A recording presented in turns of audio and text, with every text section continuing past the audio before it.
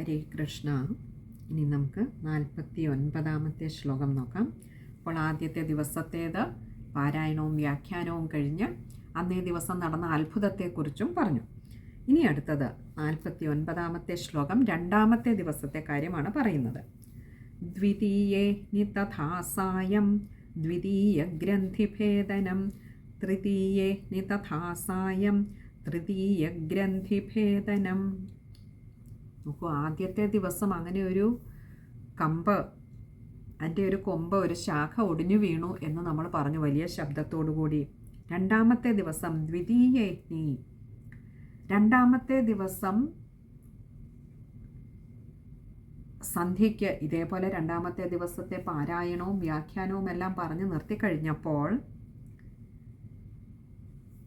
തഥാ സായം, സായം വൈകിട്ട് സന്ധ്യയ്ക്ക് ഇതെല്ലാം പറഞ്ഞു നിർത്തിക്കഴിഞ്ഞതും ദ്വിതീയ ഗ്രന്ഥിഭേദനം, രണ്ടാമത്തെ ശാഖയും ആദ്യത്തേതുപോലെ തന്നെ വലിയ ശബ്ദത്തോടു കൂടി ഒടിഞ്ഞു വീണു, പൊട്ടിപ്പോയി. ഇനി തൃതീയേഹ്നി തഥാസായം തൃതീയ ഗ്രന്ഥിഭേദനം, മൂന്നാമത്തെ ദിവസവും ഇത് തന്നെ പാരായണമൊക്കെ നിർത്തിക്കഴിഞ്ഞപ്പോൾ മൂന്നാമത്തെ ശാഖയും പൊട്ടിവീണു. തൃതീയ ഗ്രന്ഥിഭേദനം. ഇതൊക്കെ അവിടെ കൂടിയിരുന്ന എല്ലാ സജ്ജനങ്ങളും കണ്ടുകൊണ്ടിരിക്കുകയാണ്. ഓരോ ദിവസം ഇങ്ങനെ ഓരോരോ കൊമ്പുകളായിട്ട് അതിൻ്റെ ഇങ്ങനെ ഒടിഞ്ഞു വീഴുന്നത് അവർക്കാർക്കും ഒന്നും മനസ്സിലായില്ല. പക്ഷേ ഇത് യാതൊരു ഉദ്ദേശത്തിലായിരുന്നോ ഗോകർണൻ ഇതൊക്കെ ചെയ്തിരുന്നത്? ഗോകർണന് മനസ്സിലായി തുടങ്ങി. ആ പ്രേതത്തിന് വേണ്ടി, അല്ലെങ്കിൽ ആ പ്രേതം യാതൊരു ലക്ഷ്യത്തെ മുൻനിർത്തിയാണോ ഇവിടെ വന്നിരുന്നത് ഇത് കേൾക്കുന്നത്, താൻ ഇത് ചെയ്യുന്നത്, അത് ലക്ഷ്യം കണ്ടു തുടങ്ങുന്നു എന്ന് ഗോകർണന് മനസ്സിലായി. മറ്റുള്ള ജനങ്ങൾക്കത് മനസ്സിലായില്ല. അവരൊക്കെ വിചാരിക്കുന്നുണ്ട് ഇതെന്താണ് ഓരോ ദിവസവും പാരായണവും അതിൻ്റെ വ്യാഖ്യാനവും കഴിയുമ്പോൾ ഇങ്ങനെ അങ്ങ് ഓരോരോ കൊമ്പായിട്ട് ഒടിഞ്ഞു വീഴുന്നത് എന്ന് അവരൊക്കെ ആശ്ചര്യപ്പെടുന്നുണ്ടായിരുന്നു. ഇനി നമുക്ക് ആ ശ്ലോകം ഒന്നുകൂടി നോക്കാം. ദ്വിതീയേഹ്നി തഥാസായം ദ്വിതീയ ഗ്രന്ഥിഭേദനം തൃതീയേഹ്നി തഥാസായം തൃതീയ ഗ്രന്ഥിഭേദനം. ശ്ലോകം പൊതുവെ എളുപ്പമുള്ളതാണ്. ഇനി അടുത്തത് 50ാമത്തെ ശ്ലോകമാണ്. ഏവം സപ്തദിനൈശ്ചൈവ സപ്തഗ്രന്ഥിവിഭേദനം കൃത്വാ സദ്വാദശസ്കന്ധശ്രവണാത് പ്രേതതാം ജഹൗ.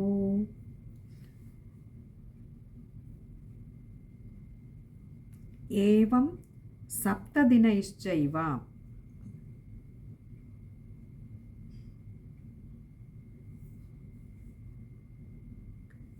ഇങ്ങനെ 7 ദിവസം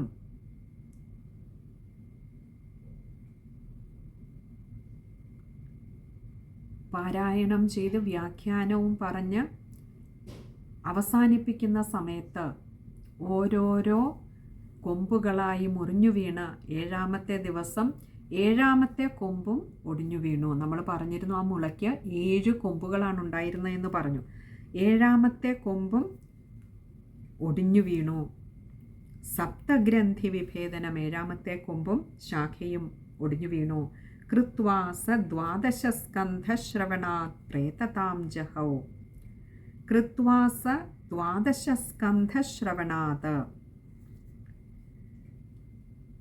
ആ ദ്വാദശസ്കന്ധം 12ാമത്തെ സ്കന്ധത്തിൻ്റെ ശ്രവണാത്, ശ്രവണം കൊണ്ട് അത് കേട്ട് കഴിഞ്ഞപ്പോൾ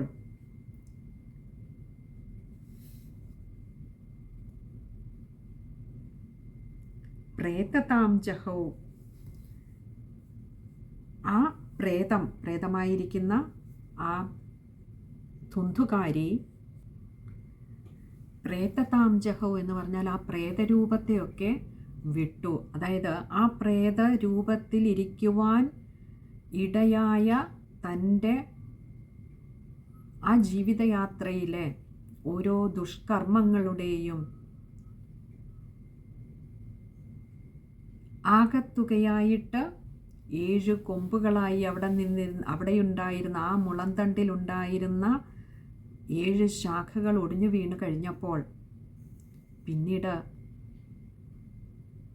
താൻ പേറിയിരുന്ന ഭാരമെല്ലാം പോയി കഴിഞ്ഞാൽ നമ്മൾ ഒരു അപ്പൂപ്പൻ താടിയെപ്പോലെ അങ്ങനെ പാറിപ്പറന്ന് നടക്കും. അതുപോലെ ഇവിടെ പ്രേതവും തൻ്റെ ആ പ്രേതരൂപമൊക്കെ ഉപേക്ഷിച്ചു. നോക്കൂ, നമ്മുടെയൊക്കെ ചിത്തത്തിൽ, മനസ്സിൽ ധാരാളം നമ്മളൊക്കെ ഭാരം പേറിക്കൊണ്ടാണ് നടക്കുന്നത്. എന്നാൽ നമ്മുടെ നിത്യജീവിതത്തിലെ ഒരു കാര്യവും നമ്മൾ വിചാരിക്കുന്നത് പോലെ നടക്കില്ല. നമ്മളല്ല നടത്തുന്നത്, നമ്മളല്ല ഒരു കാര്യവും ചെയ്യുന്നത്. നമ്മളെക്കൊണ്ട് ഭഗവാൻ ചെയ്യിക്കുന്നതാണ്, ഭഗവാന്റെ നിശ്ചയമാണ് നടക്കുന്നത്. അവിടുത്തെ സങ്കല്പമേ നടക്കൂ എന്നറിയാമായിരുന്നിട്ടും പലപ്പോഴും ആവശ്യമില്ലാത്ത ഭാരവും പേറി നടക്കുന്നവരാണ് നമ്മളൊക്കെ. ആ ഭാരമെല്ലാം ഒഴിച്ച് ആ പാതാരവിന്ദങ്ങളിൽ സമർപ്പിച്ചു കഴിഞ്ഞാൽ നമ്മളൊക്കെ സത്യത്തിൽ ലൈറ്റ് വെയ്റ്റ് ആയിട്ട് മാറും. അതായത് നമുക്ക് പിന്നെ ഭാരമില്ല. നമ്മുടെ ഭാരം മുഴുവൻ ഈ ആവശ്യമില്ലാതെ നമ്മൾ നമ്മുടെ ഉള്ളിലേക്ക് എടുത്തു വച്ചിരിക്കുന്നവയാണ്. അത് സമർപ്പിച്ചു കഴിഞ്ഞാൽ നമുക്കുമൊക്കെ വെറുമൊരു അപ്പൂപ്പൻ താടിയെപ്പോലെ യഥേഷ്ടം പാറിപ്പറക്കാനാവും.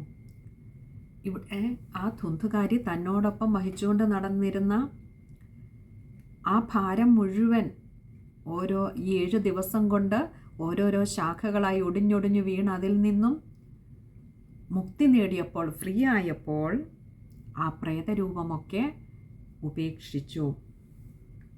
ഇനി നമുക്ക് ആ ശ്ലോകം ഒന്നുകൂടി നോക്കാം. ഏവം സപ്തദിനൈശ്ചൈവ സപ്തഗ്രന്ഥിവിഭേദനം കൃത്വാ സദ്വാദശസ്കന്ധശ്രവണാത് പ്രേതതാം ജഹൗ. അങ്ങനെ 12ാമത്തെ സ്കന്ധവും വായിച്ചു തീർത്ത് ദ്വാദശസ്കന്ധശ്രവണാത് അതിൻ്റെ വ്യാഖ്യാനവും കഴിഞ്ഞപ്പോൾ തൻ്റെ പുറത്തുണ്ടായിരുന്ന സർവ്വമാലിന്യങ്ങളും അങ്ങനെ കഴുകി കളഞ്ഞ് അതൊഴുകിപ്പോയി എന്ന് മനസ്സിലായ ആ ധുന്ധുകാരി പ്രേതതാം ജഹൗ കൃത്വ ആ പ്രേതരൂപം ഉപേക്ഷിച്ചു. അഥവാ ആ പ്രേതരൂപം തനിക്ക് കൊണ്ടു നടക്കേണ്ടി വന്നത് ഈ ഭാരമുള്ളതുകൊണ്ടായിരുന്നു. ഭാരം പോയപ്പോൾ രൂപവും പോയി. ഈ രൂപം താൻ വഹിച്ചുകൊണ്ട് നടന്നിരുന്ന ആ രൂപവും പോയി. ആ ശ്ലോകം വായിക്കുമ്പോൾ ശ്രദ്ധിക്കേണ്ട കാര്യങ്ങൾ, സപ്തദിനൈശ്ചൈവ അത് ചേർത്ത് വായിക്കുക. അതുപോലെ സപ്തഗ്രന്ഥി വിഭേദനം. പിന്നെ അടുത്തത് ദ്വാദശസ്കന്ധശ്രവണാത്. ദ്വാദശം 12, ദ്വാദശസ്കന്ധശ്രവണാത് 12ാമത്തെ സ്കന്ധത്തിൻ്റെ ശ്രവണം കൊണ്ട് അതും കൂടി കേട്ടുകഴിഞ്ഞപ്പോൾ ഇതൊക്കെ ചേർത്ത് വായിക്കാൻ ശ്രമിക്കുക. ഇനി അടുത്തത് 51ാമത്തെ ശ്ലോകമാണ്.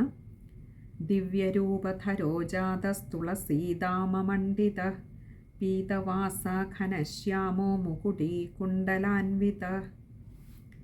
ദിവ്യരൂപധരോജാതസ്തുളസീദാമമണ്ഡിത. അപ്പോൾ പ്രേതരൂപമൊക്കെ ഉപേക്ഷിച്ച ആ ധുന്ധുകാരി ദിവ്യരൂപധരോ, ഒരു ദിവ്യരൂപം ധരിച്ചു.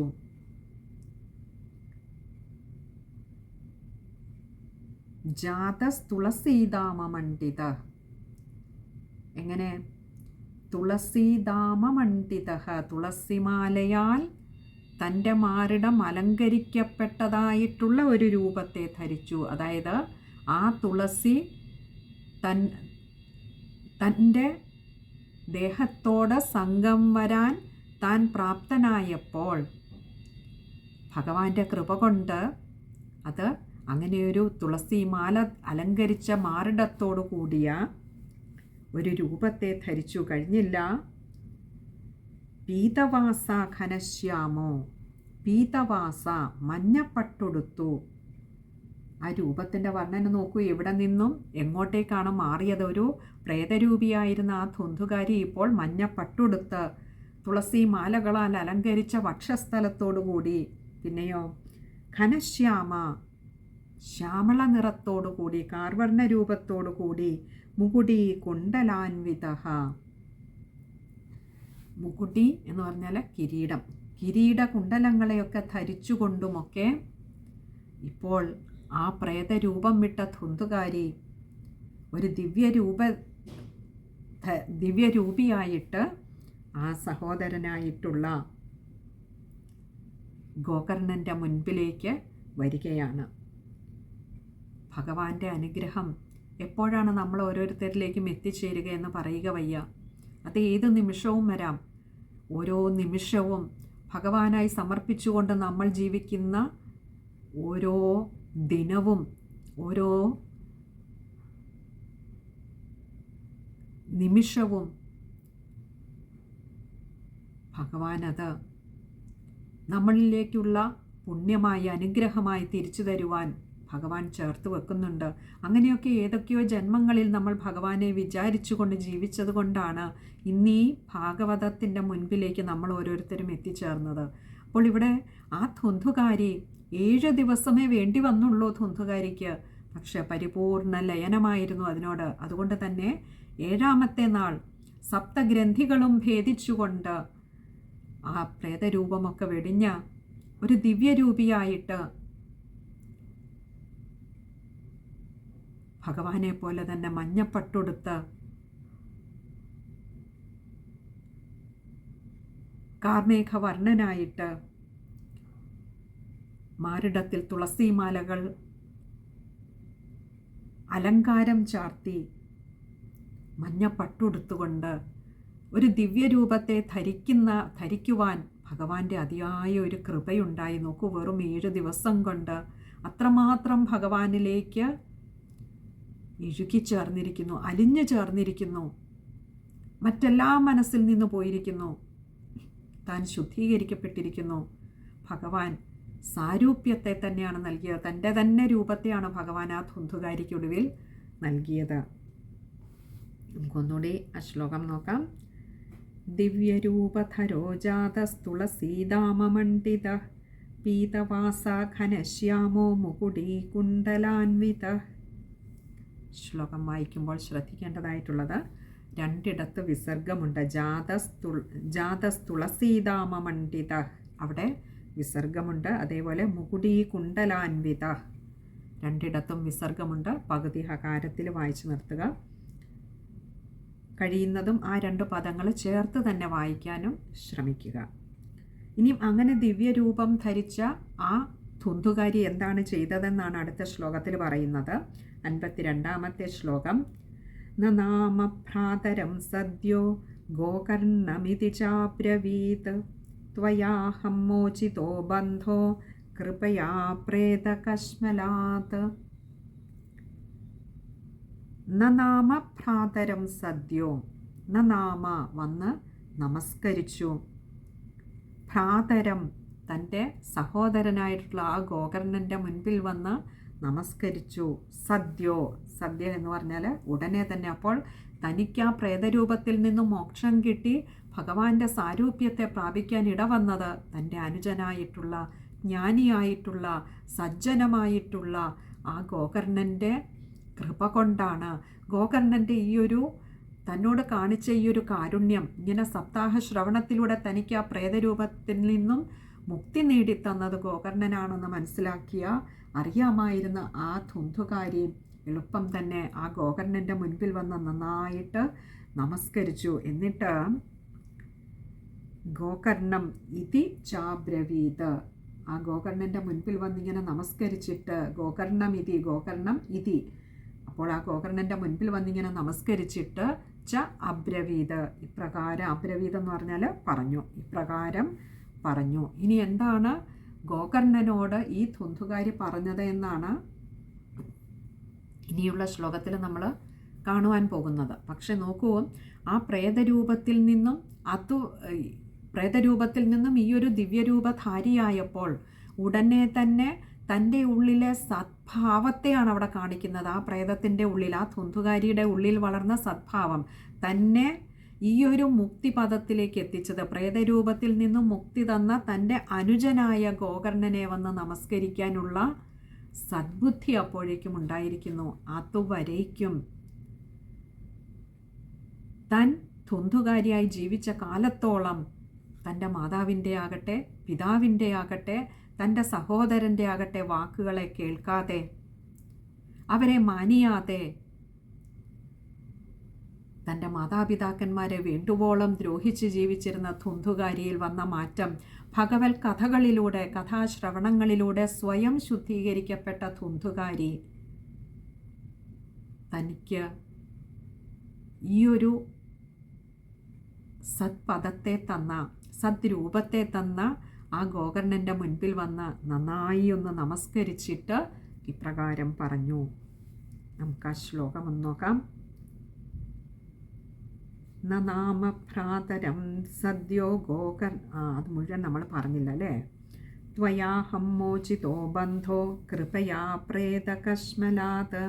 ത്വയാഹം, ത്വയാ അഹമാണ് ത്വയാഹം, അങ്ങയുടെ ആ ഒരു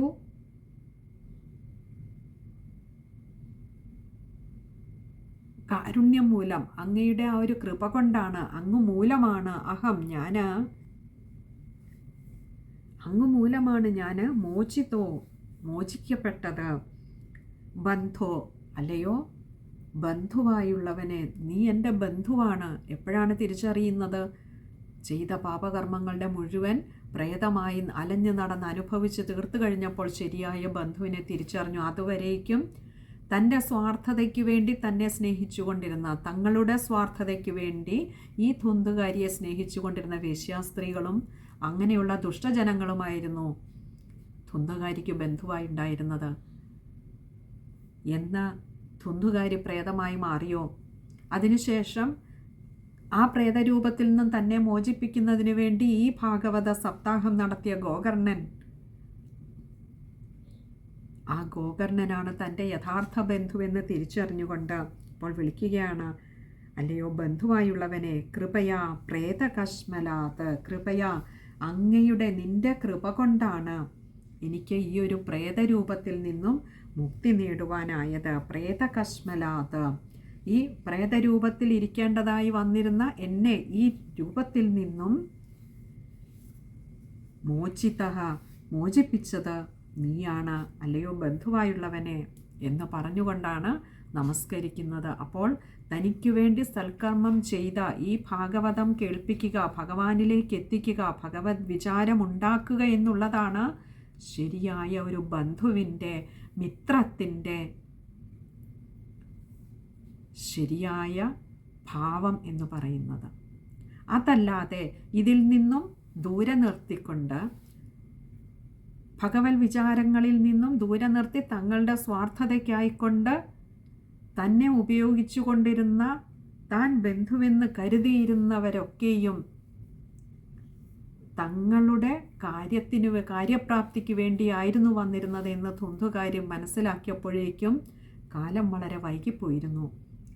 ഇന്നറിയുന്നു, തന്നെ ഭഗവാനിലേക്ക് എത്തിച്ച, ഭഗവത് വിചാരത്തിലേക്ക് എത്തിച്ച ആ ഭഗവത് കഥാശ്രവണത്തിന് തനിക്ക് അവസരമുണ്ടാക്കി തന്ന, തദ്വാര ഈ പ്രേതരൂപത്തിൽ നിന്നും തനിക്ക് മുക്തിയെ തന്ന ഈ ഗോകർണനാണ് തൻ്റെ യഥാർത്ഥ ബന്ധു. അല്ലയോ ബന്ധുവായുള്ളവനെ, അങ്ങയുടെ കൃപ കൊണ്ടാണ് എനിക്ക് ഈ പ്രേതരൂപത്തിൽ നിന്നും മുക്തി നേടുവാനായത് എന്ന് പറഞ്ഞുകൊണ്ട് അങ്ങോട്ട് നമസ്കരിക്കുകയാണ് ആദ്യം ധുന്തുകാരി ചെയ്തത്. നമുക്ക് ആ ശ്ലോകം ഒന്നുകൂടി നോക്കാം. നാമഭ്രാതരം സദ്യോ ഗോകർണമിതി ചാബ്രവീത് ത്വയാഹം മോചിതോ ബന്ധോ കൃപയാ പ്രേതകശ്മലാത്. ഇവിടെ വായിക്കുമ്പോൾ ശ്രദ്ധിക്കേണ്ട കാര്യങ്ങൾ, ഗോകർണം ഇതിയാണ്, അതുകൊണ്ട് ഗോകർണമിതി അവിടെ ഈ കാര്യം ശ്രദ്ധിക്കുക. അതുപോലെ ചാബ്രവീത്, അബ്രവീതാണ്, ആ കാര്യം ശ്രദ്ധിക്കുക. ത്വയാഹം, ത്വയാ അഹം, നിന്നാൽ ഞാൻ മോചിതനായിരിക്കുന്നു, അതും ശ്രദ്ധിക്കുക. ഇത്രയും കാര്യങ്ങളാണ് ആ ഒരു ശ്ലോകത്തിൽ ശ്രദ്ധിക്കുവാനായിട്ടുള്ളത്. ഇനി അടുത്തത് 53-ാമത്തെ ശ്ലോകമാണ്. അത് നമുക്ക് അടുത്ത സത്സംഗത്തിൽ കാണാമെന്ന് കരുതുന്നു. ഹരേ കൃഷ്ണ.